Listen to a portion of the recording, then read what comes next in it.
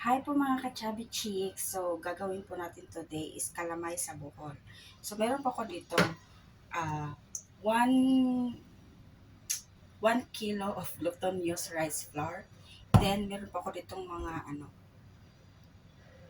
gata. So, isusuk lang po natin siya. First, isusuk natin siya ng gata.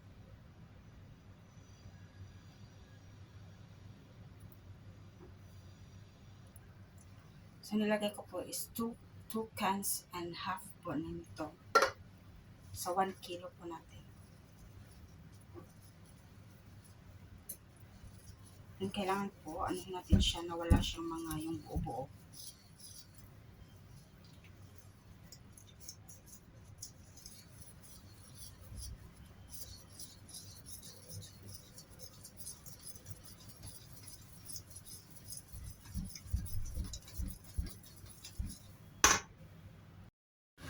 So, now, guys, napagay po ako ng 1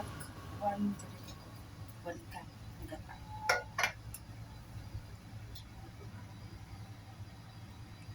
So, hayaan lang po natin siya mag-boil.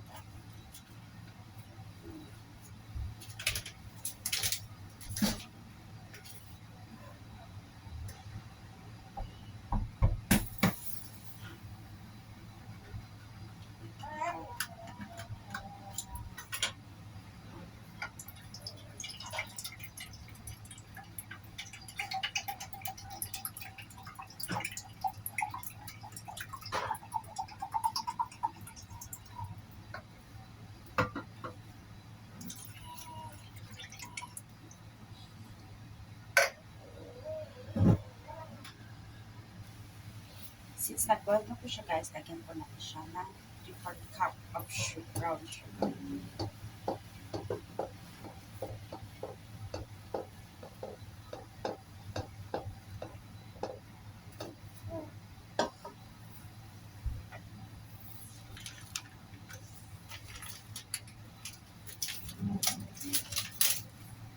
Oh,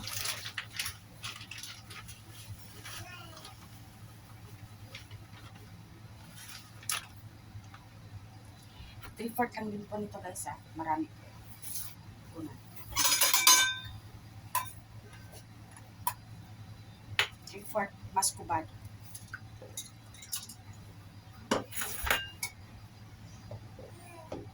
Eh,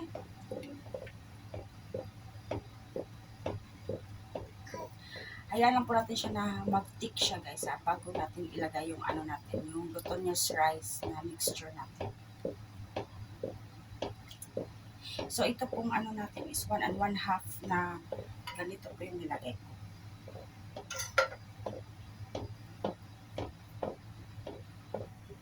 So, yan na, guys. Okay na po yung ano natin. Kaya, inandahan na po natin ilagay ang ating minix na glutinous rice flour.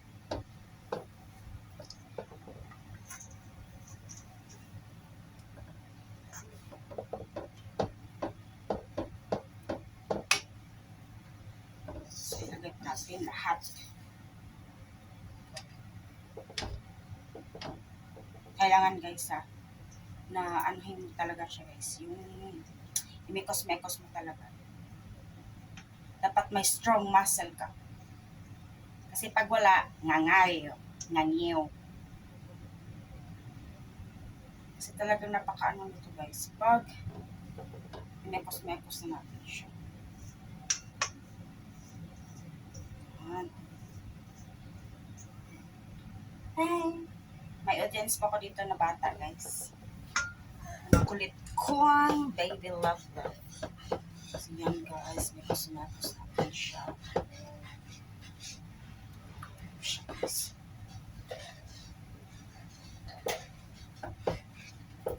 Ganyan na po siya, guys.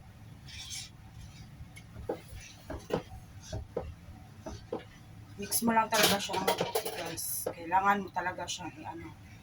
Haluin mo siya from down, from here, ganito. Kasi mag-ano siya, mag-stick kasi siya sa ano, guys, sa baba. So need mo talaga siyang i-ano.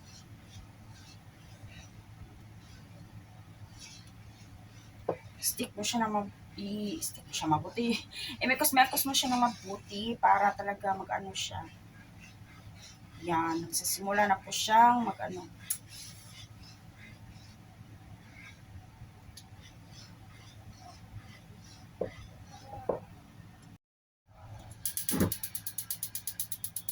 So yan guys, malapit na po siyang maluto. Lagyan ko na po siya ng ano, peanut. Nakakapagod guys, grabe, magmekos-mekos.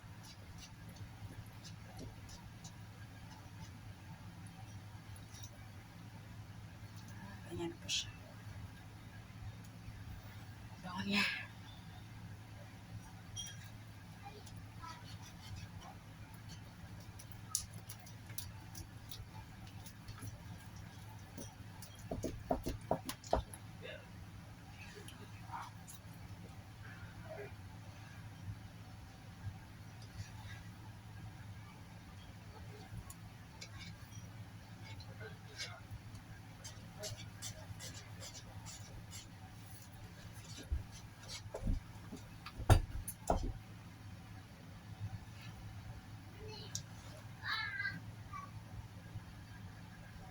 Pag ganito na po siya guys, okay na po siya. So, pwede na po natin patayin yung apoy natin. Then, transfer na po natin sa ating lagayan.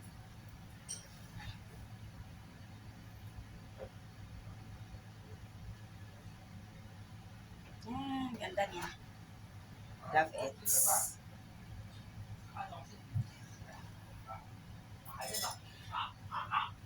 Thank you guys for watching. Follow for more.